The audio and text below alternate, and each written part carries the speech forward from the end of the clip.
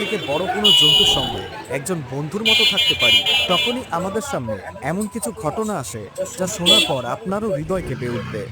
যেমন একটি মহিলা 12 বছর ধরে একটি অর্কা মাছের সঙ্গে ছিলেন এবং তাদের মধ্যে খুব ভালো বন্ধুত্বের সম্পর্ক গড়ে উঠেছিল। কিন্তু কে জানতো এই অর্কা মাছই একদিন এই মহিলার প্রাণ কেড়ে নেবে। তো বন্ধুরা, আজকের এই ভিডিওতে আমি আপনাদের জেসিকা রেডক্লিফ নামের একজন মহিলার ঘটনার কথা বলবো, যা শোনার পর আপনাদের জন্তুদের ওপর থেকে বিশ্বাস পুরোপুরি উঠে যাবে।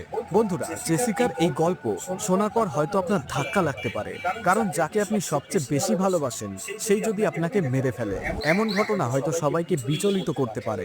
তবে এমনই কিছু হয়েছিল জেসিকার সঙ্গে। তিনি সমুদ্রের জন্তুদের সঙ্গে থাকতে খুব পছন্দ করতেন এবং তাদের সঙ্গেই কাজ করতেন, কারণ তার বাবা একজন জীববিজ্ঞানী ছিলেন এবং কোনো জন্তু নিয়ে গবেষণা করার জন্য তাকে নিজের ল্যাবেই আনতে হতো। এবং সেখান থেকে জেসিকার পশুদের প্রতি আগ্রহ ক্রমেই